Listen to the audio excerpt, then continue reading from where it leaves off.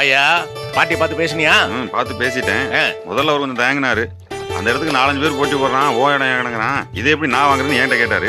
அப்புறம் நமக்கிட்ட இருந்துச்சுல ரெக்கார்டு, அதெல்லாம் கிளீனா ஜெராக்ஸ் எடுத்து காமிச்சேன். ஒத்துக்கிட்டாரு. நெருக்கி முடிஞ்சிருன்னு நினைக்கிறேன். ரொம்ப சந்தோஷம். கரை எவ்வளவு பேசுனேன்? நான் எப்படி மாமா பேசுறது? அதான் நீங்க வந்து பேசுறதா முறைன்னு சொல்லிட்டு வந்துட்டேன். ஏன் பாயதா பேச்சு ஆரம்பிக்க வேண்டியதானே? இல்ல மாமா, நீங்களும் இல்ல, அந்த இடத்து ஓனரும் இல்ல, நான் எப்படி பேச முடியும்? ரொம்ப சந்தோஷமா இருக்குப்பா. கொஞ்சம் கொஞ்சமா தேறிட்டு வர, நீ எல்லா வேலையும் ஒன்னாலையும் செய்ய முடியும்னு நிரூபிச்சுட்டு வர.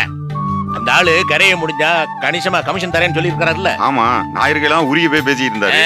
அதை வச்சுதான் நீலாவுக்கு பெரிய இடமா பார்த்து பெருசா கல்யாணம் பண்ண வெளியே ஒரு வரன்னு சொல்லி வச்சிருக்கிறேன். என்னது, வரனுக்கு வெளியில சொல்லி வச்சிருக்கீங்களா? ஆமா, 4 பேருக்கிட்ட சொன்னா தானே சீக்கிரம் நடக்கும். எதுக்கு மாமா வெளியில எல்லாம் சொல்லணும்? கைக்குள்ளேயே மாப்பிள்ளைய வச்சுக்கிட்டு என்ன மறந்துட்டீங்களா? யார சொல்ற? அதான் மாமா, செல்வம். அவனுக்கு என்ன குறைச்ச? தங்கமான பய. அவனுக்கு லீலாவை கொடுக்க எனக்கு இஷ்டம் இல்ல. ஏன்? மாணிக்கத்துக்கு செலவா கொடுத்துருக்கிய, எனக்கு தனத்தை கொடுத்துருக்கிய. எங்க 2 பேரும் அவன் என்ன குறைஞ்சு போயிட்டான்? எனக்கு என்னமோ செல்வத்துக்கு லீலாவை கொடுக்கறதான் சரின்னு படுது. எனக்கு படல. ஏன் மாமா, என்ன காரணம் அதை சொல்லுங்க. போசு, எல்லாம் எனக்கு தெரியும், பேசாம இரு. என்னால பேசாம இருக்க முடியாது. இது லீலாவோட வாழ்க்கை பிரச்சனை. நான் சொல்றதை கேளுங்க. இந்த பாரு, இந்த விஷயத்துல யார் தப்பா நினைச்சுக்கிட்டாலும் பரவாயில்ல, என் முடிவு மாறவே மாறாது. என்ன மாமா, பொதுவா நான் தான் விலங்கமா பேசுவேன். இப்ப நீங்க என்ன மாதிரி பேசிட்டு இருக்கீங்க? என்ன காரணம் அதை முதல்ல சொல்லுங்க. வேற என்ன காரணம் வேணும்? அந்த சம்பந்தியமா என்ன திட்டுனது, என் பொண்ணை பத்தி தரக்குறவா பேசுறது, இதெல்லாம் என்னால மறக்க முடியாது. என் மனசு உறுத்திக்கிட்டே இருக்கு. செத்தாலும் இந்த சம்பந்தம் நடக்காது. என்ன மாமா இப்படி பிடிவாதமா இருக்கீங்க? கட்டிக்கிட்டு வாழ போறது லீலா. அவ மனசுல என்ன இருக்குன்னு தெரிஞ்சுக்கணும்ல. ஒருவேளை அவ மனசுல அப்படி ராசை இருந்தா?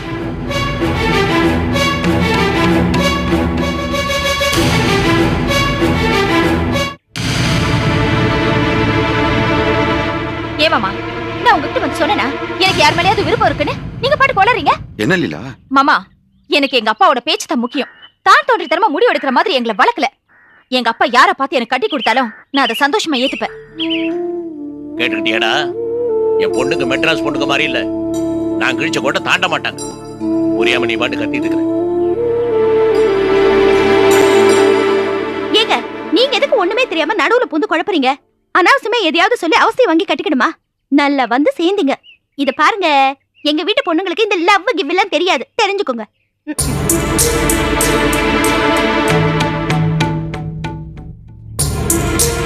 ஏய் விஜி, நீ எப்போ வந்த? ஆஸ்பத்திரி கிளம்பிட்டியா? ஆமாப்பா, கிளம்பிட்டேன். சரி, வா, நீ இப்படி வா. நான் ஒரு பத்திரத்தை தரேன், அந்த பாட்டிகிட்ட கொண்ட காமி. ஏய் லீலா, கொஞ்சம் தண்ணி அரைச்சு ஊத்துறி.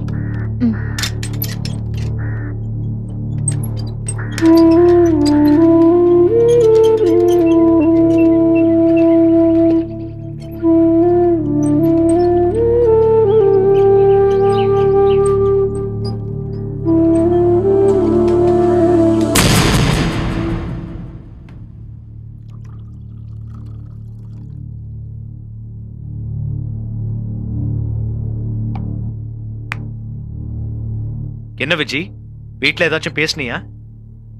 எதை பத்தி? எதை பத்தியா? நான் எதை பத்தி கேட்பேன்னு தெரியாதா? ஏன் தெரிஞ்சுக்கிட்டே தெரியாத மாதிரி இருக்க?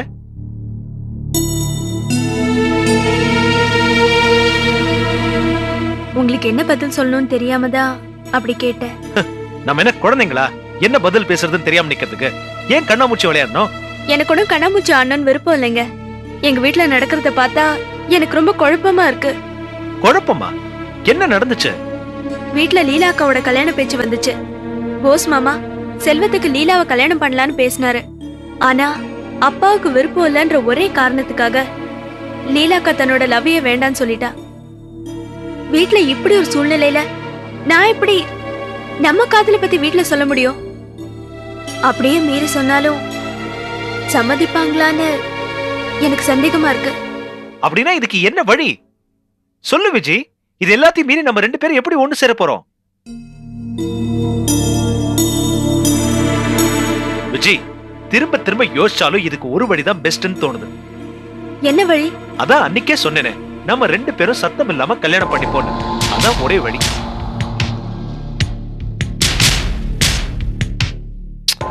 பாரு விஜி, பேசாம நான் சொல்றதை கேளு. உங்க வீட்லயே லீலா கல்யாணம் அது இதுன்னு ஏகப்பட்ட குழப்பமா இருக்கு. இதெல்லாம் தானா ஒரு முடிவுக்கு வரட்டும். நம்ம 2 பேரும் அதுக்குள்ள ரெஜிஸ்டர் மேரேஜ் பண்ணிக்குவோம். லீலா கல்யாணம் சுமூகமா முடிஞ்சதுக்கு அப்புறம் நாம 2 பேரும் நம்ம வீட்டுல விஷயத்த சொன்னா எனக்கு இன்னும் நம்மள ஈஸியா அக்செப்ட் பண்ணுவாங்கன்னு தோணுது விஜி. அப்படியே சொல்றீங்க? ஆமா, நீயே யோசிச்சு பாரு. லீலா கல்யாணம் முடிஞ்சதுக்கு அப்புறம் கண்டிப்பா உங்க அப்பா கொஞ்சம் சந்தோஷமாவும் ரிலாக்ஸ்டாவும் இருப்பாரு. அந்த சமயத்துல நம்ம கல்யாணம் பண்ணிட்டோங்கிறத சொன்னா நிச்சயமா அவர் நம்மள அக்செப்ட் பண்ணிப்பாரு விஜி. நீங்க சொல்ற மாதிரி நடக்குமா? எங்க அப்பா நிச்சயம் ஏத்துப்பாரா? உன் மேல சத்தியமா சொல்றேன், ஒத்துப்பாரு. இந்த பார் விஜி, இதான் நமக்கு இருக்கிற ஒரே நல்ல வழி. ஒத்துக்கு Viji, please please please Viji. அப்பா, இப்பதான் என்னோட நிலைமை நீ கரெக்டா புரிஞ்சுட்டு ஒரு நல்ல முடிவு எடுத்துக்க. ஓகே, இதுக்கு மேல என்னால வெயிட் பண்ண முடியாது. நாளைக்கே கல்யாணத்துக்கு ஏற்பாடு பண்ணட்டுமா? ஐயோ, நாளைக்கே வேணாப்பா. போச்சுடா. இப்ப மறுபடியும் என்னாச்சு? அது இல்லைங்க, தீபாவளி வருது இல்லையா? சரோக்காக்கும் தனாக்காக்கும் தலை தீபாவளி. அந்த நேரத்துல இந்த மாதிரி விஷயம் எல்லாம் வேண்டாம். நானும் அவங்களோட சேர்ந்து சந்தோஷமா இருக்கேன். தீபாவளி முடிஞ்சதுக்கு அப்புறம் நாம சொல்லு நம்ம register marriage. Okay, so Deepavali முடிஞ்ச உடனே நாம நினைச்சதெல்லாம் நடக்க போகுது.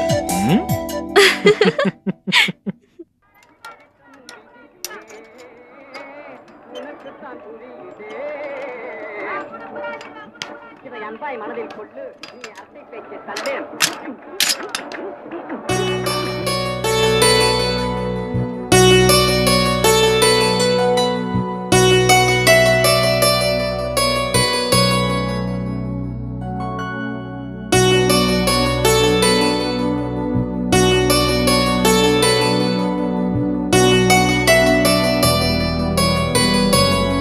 பேங்க்ல பணம் கட்டிருக்க போல இருக்கு. ஆமாண்ணே, எந்த பணம்டா? முத்து ட்ரேடர்ஸ் பேலன்ஸ் நின்னுச்சுல, அது வசூல் ஆயிடுச்சு.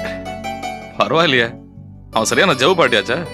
கொடுக்காமல பின்ன தினமும் கடை திறந்த உடனே காலையில போய் நின்னுருவல, தொந்தரவு தாங்காமையே பணத்தை கொடுத்துட்டான். அப்புறம் அந்த விசாலாட்சி ஏஜென்சிஸ்ல உருளைக்கிழங்கு கேட்டிருந்தாங்களே, அது நாளையில இருந்து ரெகுலர் அனுப்புறதுக்கு ஏற்பாடு பண்ணியாச்சு. அட்வான்ஸ் காலையில வாங்கிடலாம். சரக்கு எதுவும் பேலன்ஸ் நிக்கலையே? எதுவுமே கிடையாது. 5 மணி ஆனா எல்லாம் காலி ஆயிடும். என்ன 2 வேலை தான், வசூல் பண்ண வேண்டியது, லோட் அனுப்ப வேண்டியது, அவ்வளவுதான். ரொம்ப சந்தோஷமா இருக்குப்பா. நான் இல்லாத நேரத்துல கடையை நல்லா பாத்துக்கிற அளவுக்கு நீ வந்துட்ட. இல்லைன்னா இந்த நேரம் நடந்த பிரச்சனைக்கு பிசினஸே காலியா இருக்கும். நல்ல வேளை நீ வந்து உட்காந்துட்ட. விடுங்கண்ணே, எதுவும் நடக்கூடாதெல்லாம் நடந்து போச்சு. நாம சமாளிச்சிடலாண்ணே. ஆமா, நீ அந்த ரமேஷை செருப்பால அடிச்சாம? உங்களுக்கு யார் சொன்னது? பப்ளிக்ல போட்டு அடிச்சிருக்க, அது எப்படி எனக்கு தெரியாம போயிடும்? ஏண்டா, எனக்கு தெரியறது முக்கியம் இல்ல, நீ ஏன்டா போய் அவனை அடிக்கணும்? நான் தான் படிக்காதவன், நீ படிச்சவன், டீசென்ட்னு பேர் வேற வாங்கியிருக்க. ஏன்டா ரோட்ல சண்டை போடுற? அவன் பேசுனதை கேட்டு என்னால கண்ட்ரோல் பண்ணிட்டு இருக்க முடியலண்ணே. இந்த மட்டும் அடிச்சதோட விட்டேன்னு சந்தோஷப்படுங்க. செல்வம், அவன் அடிச்சு என்ன ஆக போகுது? தப்பு நிர்மலா மேல. அவன் மேல எவ்வளவு பிரியம் வச்சிருந்த, எல்லாத்தையும் கெடுத்து நம்மளை கேவலப்படுத்தினாடா. சரி விடுங்கண்ணே, நடக்கணும்னு விதி, நடந்து போச்சு. இந்த நிர்மலா பண்ண கூத்துல என் நிம்மதியெல்லாம் போய் கிட்டத்தட்ட பைத்தியம் மாதிரி ஆயிட்டேன்டா. இப்ப அதை பத்தி பேசி என்னென்ன பிரயோஜனம்? அது மட்டும் இல்லடா, இந்த பிரச்சனைல இன்னொரு விஷயம் மறந்து போச்சு. ஒண்ணும் இல்லடா, உனக்கும் லீலாவுக்கும் கல்யாணம் பண்ற சம்பந்தமா சிதம்பரம் மாமா கிட்ட பேசலான்னு இருந்தேன். அது முடியாம போச்சு.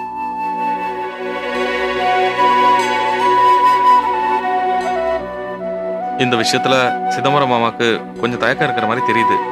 அவருக்கு வருத்தம் இருக்கிறது நியாயம் தானே? நான் தான் பேசி சரி பண்ணணும். என்னடா செல்வம், ஒண்ணுமே பேச மாட்டேங்கிற? அமைதியாயிட்ட? உன் விஷயம் தானே பேசிட்டு இருக்கேன். நீயே பேசாம இருந்தா எனக்கு குழப்பமா இருக்காதா? அண்ணே, நானும் சரி லீலாவும் சரி ஏதோ வெடலத்தனமா லவ் பண்ணிக்கிட்டு கோயில் பீச்னு சுத்திக்கிட்டு இல்ல. ஒருத்தர் உண்மையிலேயே மனசால புரிஞ்சுக்கிட்டு இருக்கோம். நான் ஸ்ட்ராங்கா தானே இருக்கேன். அம்மா தான் வழக்கம் போல இந்த விஷயத்துல என்ன புரிஞ்சுக்கல. ஏதோ தேவையில்லாத எண்ணங்களை எல்லாம் மனசுல வளர்த்துக்கிட்டு இருக்காங்க அம்மா. நான் அதை கூட பெருசா எடுத்துக்கலண்ணே. எனக்கு என்னன்னா, சிதம்பரம் மாமா கூட இதுல ஒரு குழப்பத்திலே இருக்காரு. எது சரி எது தவறுன்னு ஒரு தெளிவு இல்லை அவர்கிட்ட. என்ன பண்ணலாங்கிற? என்னென்ன பண்ண முடியும்? பெரியவங்க நம்மளை புரிஞ்சுக்கலன்னா நாம நம்மளை தான் நம்பி ஆகணும். என்னை பொறுத்த வரைக்கும் லீலா ஸ்ட்ராங்கா இருப்பா. எனக்கு நம்பிக்கை இருக்கு, இது நல்லபடி நடக்கும் நம்பிக்கை இருக்கு. கவலைப்படாதடா, நான் உங்க 2 பேருக்கும் சப்போர்ட் பண்றேன். நீ ஆகட்டும் லீலா ஆகட்டும், மனசுல எந்த ஒளிவு மறைவு இல்லாம பேசுறீங்க. உங்களுக்கு நல்லதுதான் நடக்கும், கவலைப்படாத. ரொம்ப சந்தோஷண்ணே.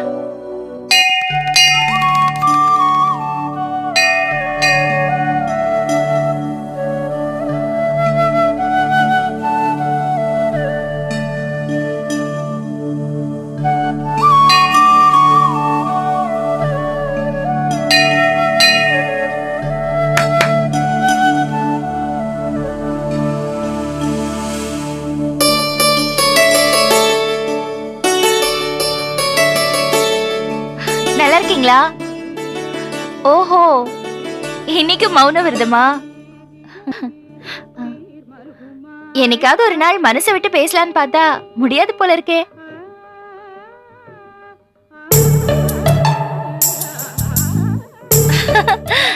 இல்ல, இன்னைக்கு வரல, நான் தனியா தான் வந்திருக்கேன். ஆமா, உங்க பையன் வரலையா? ஆமா, பொண்ணு அமைஞ்சிடுச்சா? ரவியோட நிலைமையை பாத்தீங்களா? கடவுள் தான் பார்த்து பொண்ணை தரணும் போல இருக்கு. உங்க 2 பேரோட குரல் கேட்கணும் போல இருக்கு. அது நடக்குமா?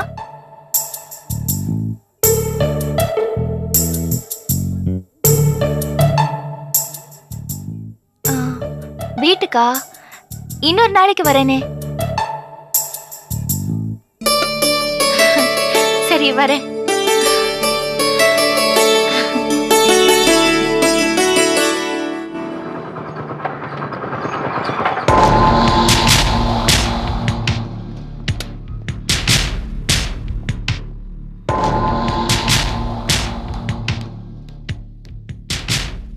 Hello sir. சார் வணக்கம் சார்.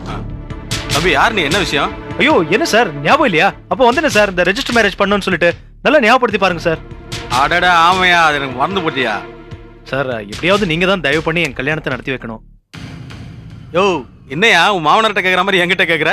அப்படி இல்லை சார், லைஃப்ல முதல் வாட்டி ரெஜிஸ்டர் மேரேஜ் பண்றேன். அதான் மனசுக்குள்ள ஒரு சின்ன பயம். தள்ளி நில்லு. யோ, என்னையா சொல்ற? இதுக்கு முன்னாடி கோயில், குளம், மண்டபம் அது இது நிறைய கல்யாணம் பண்ணிருக்கியா நீ? ஐயோ, யோ, வில்லங்கமான ஆள் தான் நீ. அப்படிலாம் ஒண்ணு இல்ல சார், அது வாய் தவறி வந்துருச்சு சார், அவ்வளவுதான். சார், வில்லங்கெல்லாம் ஒண்ணும் இல்ல சார். ஆஹா, ஊரெரிய பத்திரிகை அடிச்சு மேளம் கொட்டி பண்றதா என் கல்யாணம். இந்த மாதிரி வரதெல்லாம் வில்லங்க தான். வில்லங்க தான் அது. சார், நீங்க நினைக்கிற மாதிரிலாம் ஒன்றும் பெரிய வில்லங்க இல்ல சார். வழக்கமான காதல் தான். பொண்ணோட அப்பா எதிர்க்கிறாரு, அதான் சைலண்டா ரெஜிஸ்டர் மேரேஜ் பண்ணிக்கலாமேன்னு. இந்த விளக்கெல்லாம் எனக்கு தேவையில்ல. வெட்டுறதை வெட்டிட்டு எவ்வளவு கல்யாணம் பண்ணிக்க. இதா இந்த குணம் தான் சார் உங்ககிட்ட எனக்கு ரொம்ப பிடிச்சிருக்கு. எவ்வளவு வேணுமோ கேட்டு வாங்கிக்கோங்க. ஆமா, எப்ப ரெஜிஸ்டர் பண்ண போற? தீபாவளிக்கு ஒரு 2 நாள் கழிச்சு சார். யோ, ஆபீஸ்ல பேச வந்திருக்க, ஆபீஸ்ல பேசியா? கரெக்டா தேதி சொல்லியா? தேதி நவம்பர் 7 சார். நவம்பர் 7. ஓகே, ஓம் பேரு, பொண்ணு பேரு, அட்ரஸ் எல்லாத்தையும் கிளியரா கொடு. நான் டைப் பண்ணி டிக்ளரேஷன் போர்டுல மாட்டணும். ஏதாவது வில்லங்க இருக்கான்னு பார்க்கணும். ஐயோ, என்ன சார் இப்படி சொல்றீங்க? ஃபார்மாலிட்டிக்கு அப்படிதான் பண்ணுவோம். நாங்க டைப் பண்றதே மங்களா தான் டைப் பண்ணுவோம். எனி அப்ஜெக்ஷன் போடுவோம். எவனும் எதுவும் கேட்டது இல்ல. சரி, டீடைல்ஸ் கொடு. சார், நீங்க கேட்டதெல்லாம் நான் ரெடியா ஓ, ரெடியா கொண்டுட்டியா? இந்தாங்க சார், எல்லா டீடைல்ஸ் இருக்கு சார். சரி, கொஞ்சம் வெயிட் பண்ண வந்துடுறேன். டேய், இதெல்லாம் யோசிச்சு தான் பண்றியா நீ? நல்ல நிதானமா பிளான் பண்ணி யோசிச்சு தான் செஞ்சுட்டு இருக்கேன். ஆட்டம் இல்லாண்டா, ஆனா பிடி இருக்க கூடாது. பேரு அட்ரஸ் எல்லாம் கொடுத்து ரெஜிஸ்டர் மேரேஜ் பண்ண போறிய, நல்லா மாட்ட தான் போற.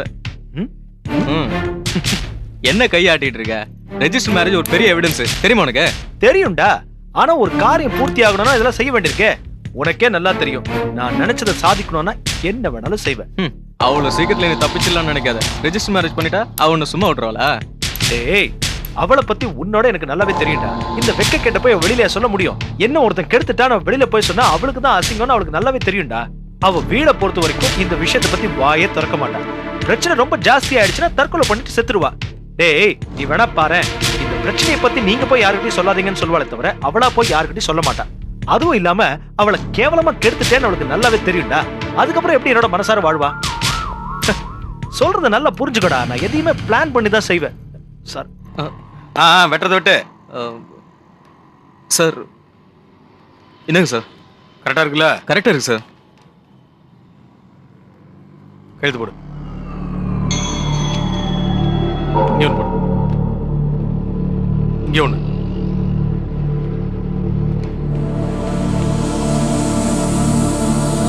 போதும் போதும். Okay okay. கண்ணன், இதை டைப் பண்ணி டிக்ளரேஷன் போர்டுல மாட்டுங்க. வரையா? Thank you sir. Thank you sir. டேய் பொண்ணோட அப்பா வேற புரோக்கர் வேலை செய்யறாருன்னு சொல்ற, இத வேற இங்க மாட்ட போறாங்கன்னு சொல்ற.